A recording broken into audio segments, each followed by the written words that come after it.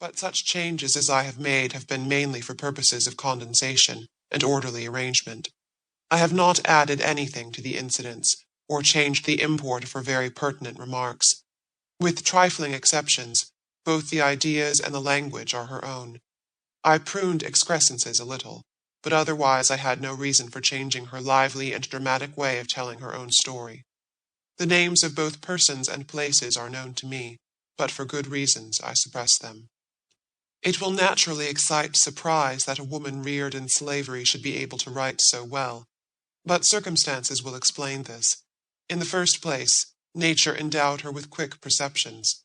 Secondly, the mistress with whom she lived till she was 12 years old was a kind, considerate friend, who taught her to read and spell. Thirdly, she was placed in favorable circumstances after she came to the North, having frequent intercourse with intelligent persons, who felt a friendly interest in her welfare, and were disposed to give her opportunities for self-improvement.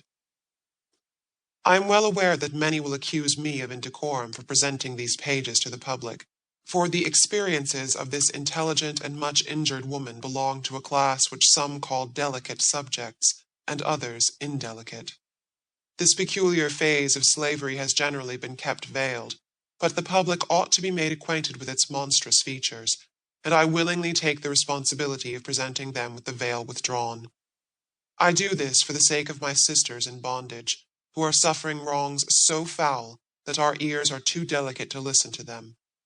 I do it with the hope of arousing conscientious and reflecting women at the North to a sense of their duty in the exertion of moral influence on the question of slavery on all possible occasions.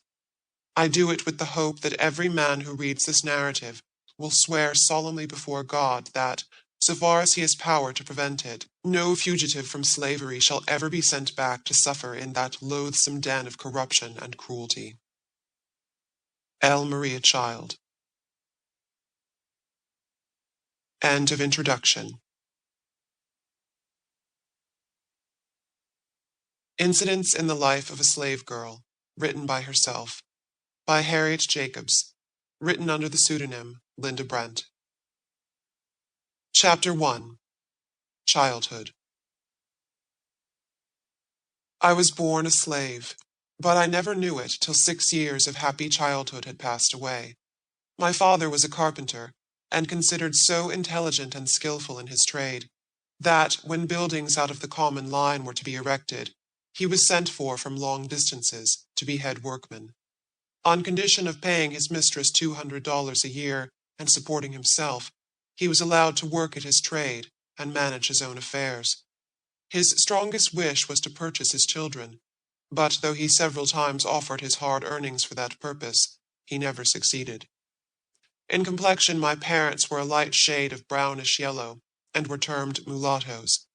They lived together in a comfortable home, and though we were all slaves, I was so fondly shielded that I never dreamed I was a piece of merchandise, trusted to them for safekeeping, and liable to be demanded of them at any moment. I had one brother, William, who was 2 years younger than myself, a bright, affectionate child. I had also a great treasure in my maternal grandmother, who was a remarkable woman in many respects. She was the daughter of a planter in South Carolina, who, at his death, left her mother and his 3 children free, with money to go to St. Augustine, where they had relatives. It was during the Revolutionary War, and they were captured on their passage, carried back, and sold to different purchasers. Such was the story my grandmother used to tell me, but I do not remember all the particulars. She was a little girl when she was captured, and sold to the keeper of a large hotel. I have often heard her tell how hard she fared during childhood, but as she grew older she evinced so much intelligence, and was so faithful, that her master and mistress could not help seeing it was for their interest to take care of such a valuable piece of property. She became an indispensable personage in the household, officiating in all capacities, from cook and wet nurse to seamstress. She was much praised for her cooking, and her nice crackers became so famous in the neighborhood that many people were desirous of obtaining them.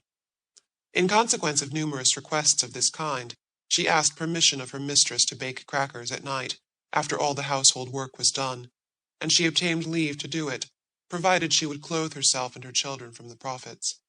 Upon these terms, after working hard all day,